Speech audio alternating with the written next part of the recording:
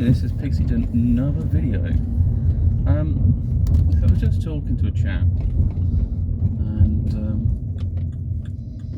I was saying I was watching some Afterlife type of things where people have died and come back and that type of stuff.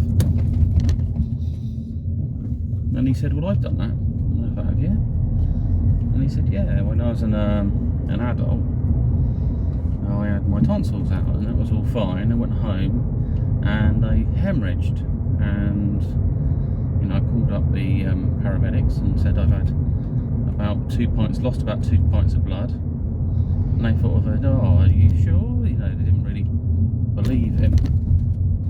Anyway, he went into hospital, and while he was there, he I think he passed out, and there were some nurses and they were around him, and he could see them from above. So he'd passed and he had an out-of-body experience, and then he, you know, was listening to them talking. So like I said, come on ladies or something, and they all went over there, and they went around him, and then he found himself transported into a room of white. He said everything was white in there, but I could see these people even though everything was white, which didn't make sense to him. They're dressed in white and so on. And then there was a lady with a clipboard come up to him and said, oh, you're a bit early, and said, if you like, we can accommodate you, like let him in early. And makes you wonder, what would we be accommodated for? Would it be another part of a program? Do you go elsewhere afterwards? You know, there's a set number of people who can come in at a time. It's very interesting, isn't it? Could get downloaded or something. But yeah, I mean, he just said no, I'd want to go back, and he was back in his body, and I guess when he come around he recovered, and that was that. But it must have been quite an unusual experience.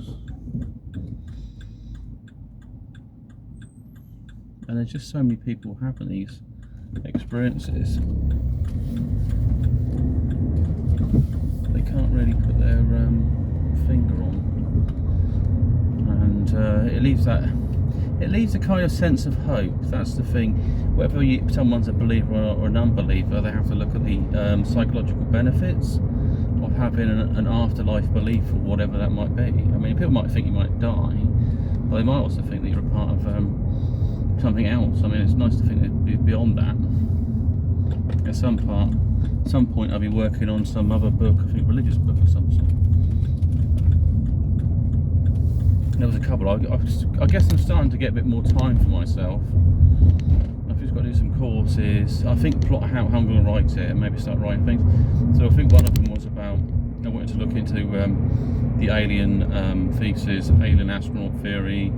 You know, a lot of these, like even like Yahweh and all these, they're like dragon beings. But the problem is, it was sort of bits of it were chipped out and removed into the modern day Torah, and I think some other.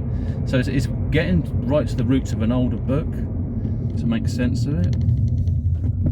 And then it kind of poses the question of our spiritual beliefs anyway. Were we before we got involved in religion, more either we were atheists in some way at some level, or we believed strongly in some spiritual connection to nature, and that was a part of our religion.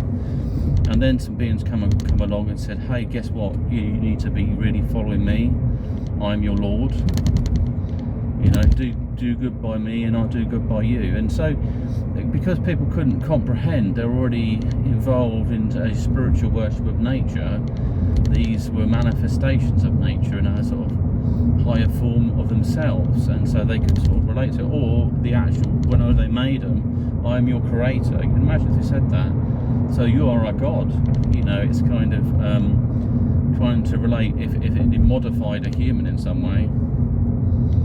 And that could be for lots of ways. You can modify human beings. I mean, like you could put different gut bacteria in. I mean, that's one of the things. If you found an old alien corpse,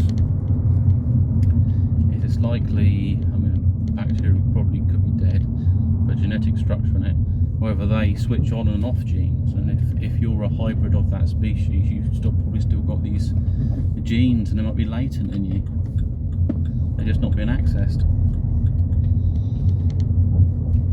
So, or maybe there will be the technology to access, you know, like not like turn you into an instant X-Man, but it could be a way to access the genes, and there might be some stuff there that maybe it's switched off.